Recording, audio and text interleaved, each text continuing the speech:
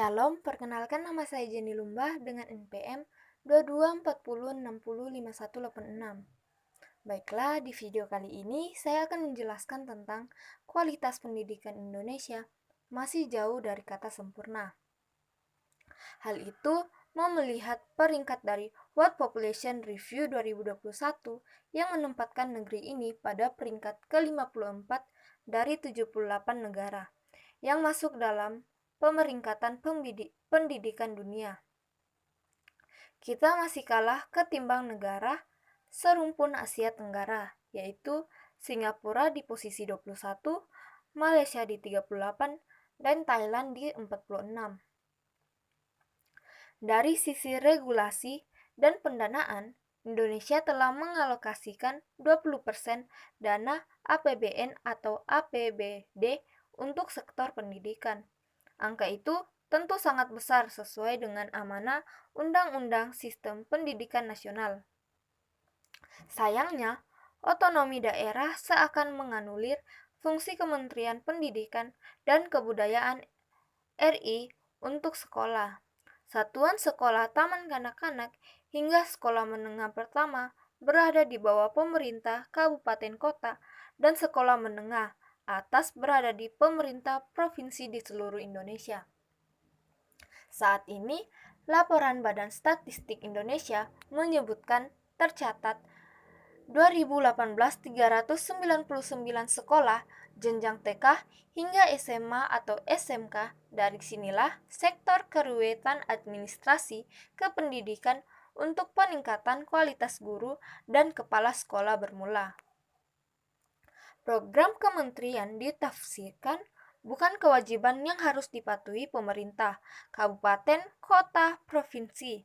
Salah satu contohnya, syarat kepala sekolah haruslah mereka yang lulus sekolah penggerak sejak 2021. Namun, masih saja ada daerah di tanah air yang melantik kepala sekolah tanpa mengindahkan aturan itu. Direktorat Guru dan Tenaga Kependidikan (GTK), Kementerian Pendidikan, Kebudayaan, Riset, dan Teknologi RI memberi sanksi berupa daerah tersebut tidak diizinkan ikut dalam program serial guru penggerak. Namun, sanksi itu tentu bukan sesuatu yang harus ditakutkan.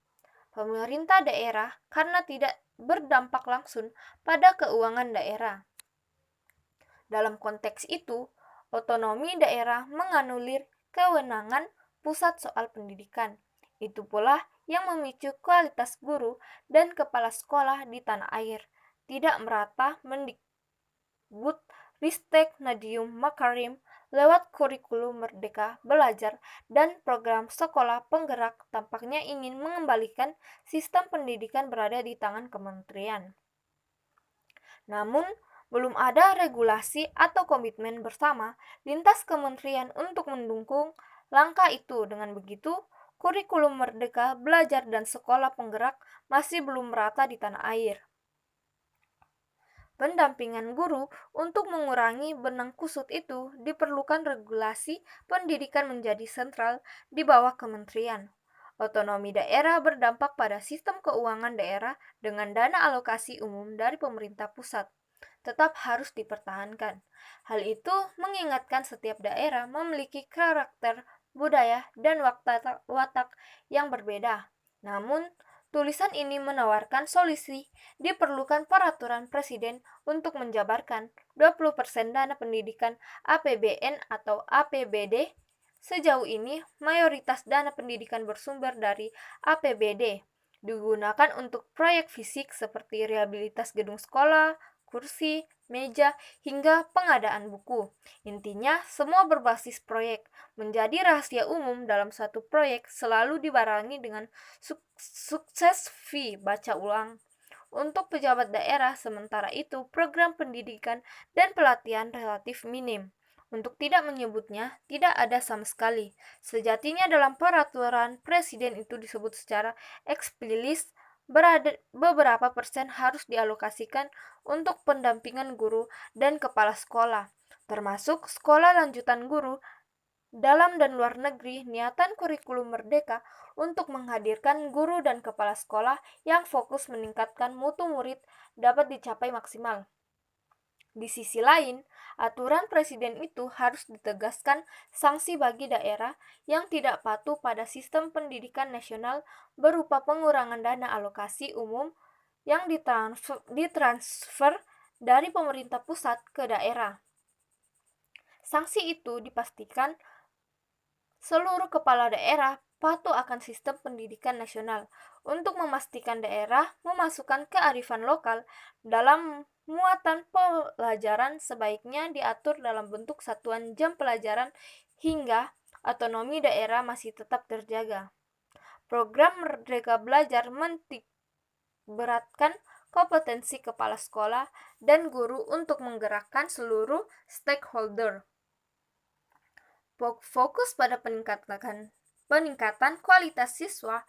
Karen Prisya Cahyadi 2022 memotivasi siswa dengan penerapan kearifan lokal dan inovasi teknologi.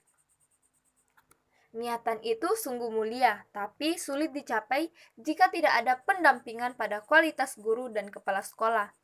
Masih banyak kepala sekolah yang tidak paham akan teknologi. Saya berdiskusi dengan Kepala Dinas Pendidikan dan Kebudayaan di sejumlah kabupaten kota di Aceh. Hasil asesmen lapangan, 40% dari kepala sekolah tidak mampu mengoperasionalkan komputer dengan baik. Umumnya didominasikan kepala sekolah yang telah berumur lanjut. Lalu, bagaimana berharap kurikulum merdeka belajar dan sekolah penggerak sukses di tangan sumber daya manusia jenis ini?